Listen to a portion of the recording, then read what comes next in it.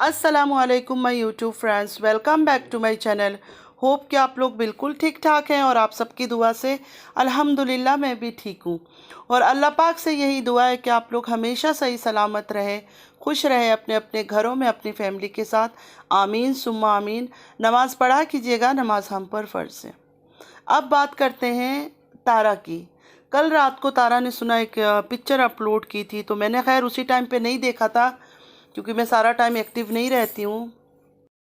तो रात को जब मैं नींद से उठी तो मेरे फ्रेंड ने मुझे भेजा हुआ था लिंक कि इधर जाके देख लो, ये उसने तारा को देख लो। अच्छा, मैंने जब देखा तो मैं शॉक में हो गई। मैंने कहा क्या हो गया। एक दिन पहले जब नैना एडमिट थी तब तो बिल्कुल ठीक ठाक थी, अब अचानक ऐसा क्या हो गया। क्योंकि हेयर वेयर इस तरह हुआ हुआ था जैसे लोग मंथ या 3-4 दिन या 5 दिन तक मतलब कोम वगैरह करें नहीं, कोम्बिंग नहीं करें, तो उसके बाद उस तरह कंघी वगैरह ना करो तो वैसा बाल हो जाता है। तो उस दिन तो ठीक ठाक थी, एक दिन पहले रात को, तो आज एक दिन में बाल वाल ऐसे कैसे हो गया। फिर मैंने सोचा कि शायद मतलब लुक क्रिएट किया होगा, क्योंकि एज ए मेकअप आर्टिस्ट ये लोग तो कितनी किस्म की चीज़ें मतलब ट्राई करते हैं, कभी किस तरह कभी किस तरह। तो मैंने सोचा शायद मेकअप आर्टिस्ट है तो ट्राई किया। तो अच्छा, मैं यूट्यूब देखने लगी। देखते देखते मैं एक मुल्तानी नाम की औरत है, मैं उसकी लाइफ पे चली गई। उधर में गई तो रोना धोना लगा हुआ था। मैंने कहा अल्लाह खैर करे, क्या हो गया। अल्लाह करे सलमा तू बर्बाद हो जाए, अस्तगफिरुल्लाह ला हौला वला कुव्वता इल्ला बिल्लाह। मतलब ये लोग इतनी इस्लामी बातें करते अपने मतलब के टाइम पे, मतलब एग्जांपल्स ले आते हैं, वो इस्लामी हदीस उठा कर ले आएंगे, अल्लाह ताला ने ये बोला है, रसूल अल्लाह ने ये बोला है, लेकिन नॉन स्टॉप मतलब ऐसी गंदी गलाजत गालियाँ मैंने औरतों को नहीं सुना है जिस तरह गालियाँ कर रही थी वो लोग। अच्छा, मुझे लग रहा था कि पागल खाना है, मैं वहाँ से निकल गई। फिर मैंने स्क्रॉल किया तो सऊदीया में जो उनकी बहन है वो भी रोई जा रही है। मैंने कहा अल्लाह खैर करे, क्या हो गया।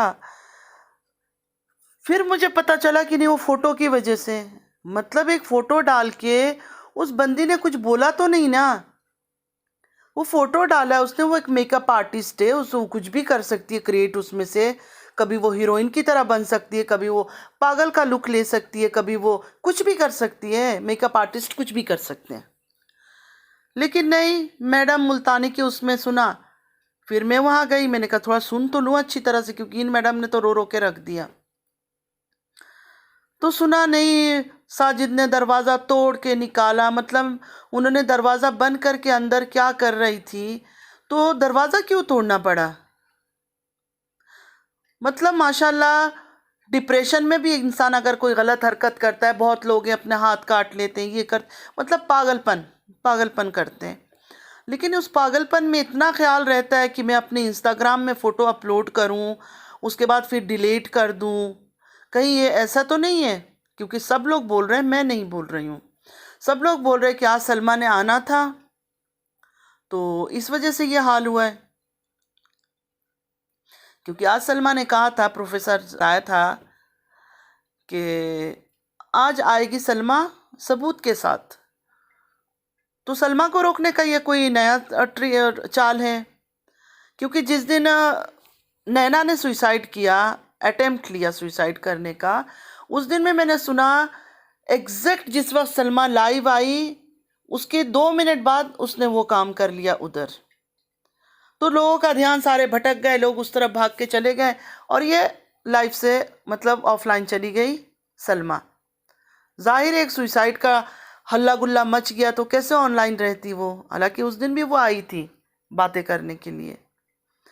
तो सलमा को रोकने के लिए ये लोग और कितना ट्रिक आजमाएंगे।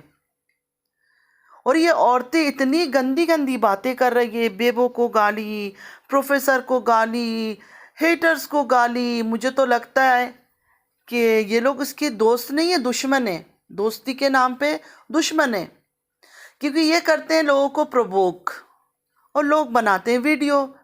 क्योंकि मैं तो अपनी वीडियो में देखे मैं सिर्फ बातें करती हूँ, ना किसी का फ़ोटो लगाती हूँ, ना किसी का वीडियो क्लिप लगाती हूँ, ना किसी की कोई शक्ल लगाती हूँ। मैंने हर वो चीज़ ख़त्म कर दी अपने यूट्यूब से। मतलब मेरे चैनल से मैंने उसका थंबनेल हटा दिया था। कोई किसी की पिक मैंने नहीं रखी इनके ख़ानदान में से, सब मैंने डिलीट कर दिए।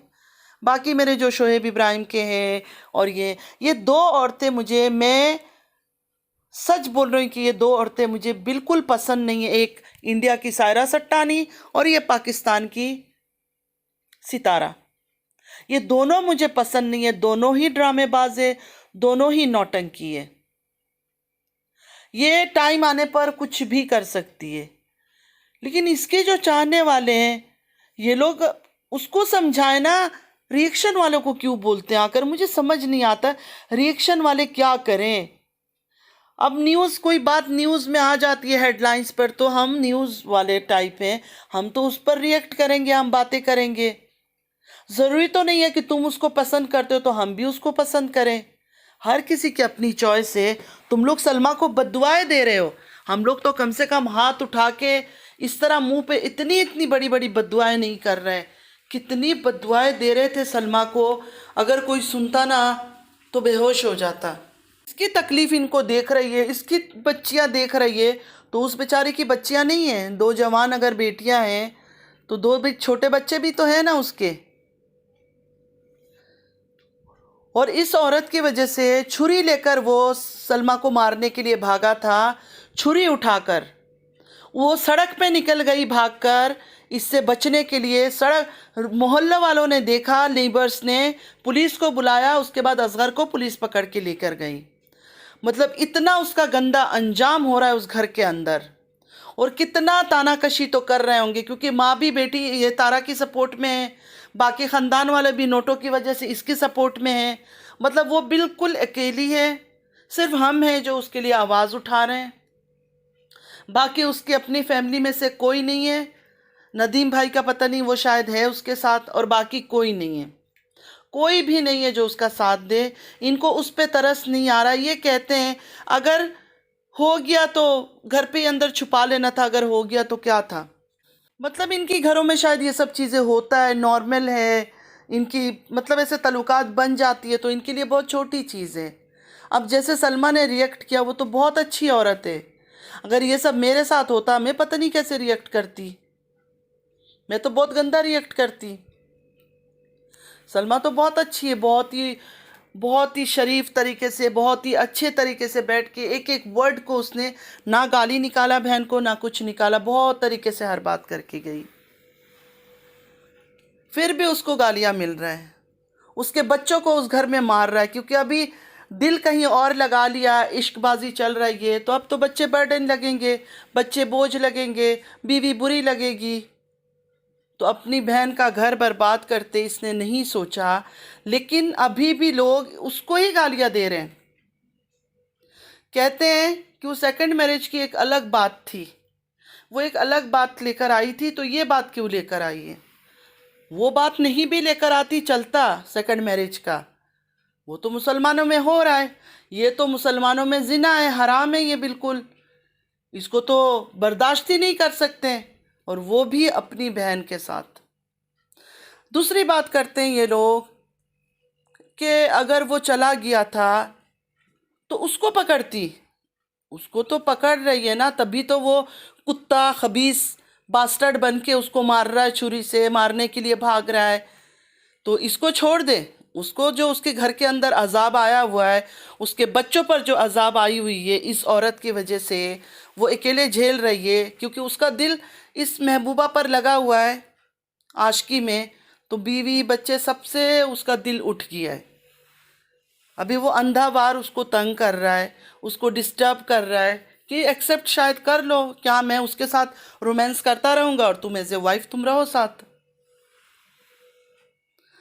तो उसकी तकलीफ़ें नहीं दिख रही है, लेकिन हम कुछ भी नहीं बोल रहे हैं, हम सिर्फ यही बातें कर रहे हैं। अच्छा, हर बात में बोलते हैं सबूत लाओ सबूत लाओ। एक औरत बैठ के सामने बातें करके गई है, क्या सबूत लाए।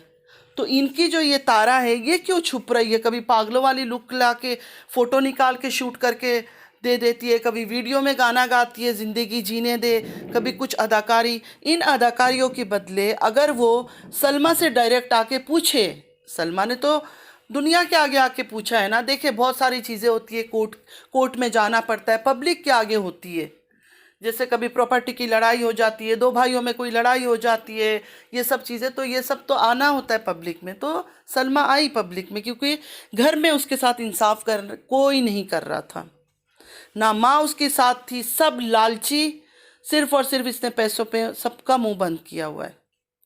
उसके पास आखिरी आखिरी रास्ता रह गया था मीडिया, इसलिए वो यहाँ आई। तो तारा अगर इतनी सच्ची है तो तारा आके अपनी बहन से क्यों नहीं सवाल करती है?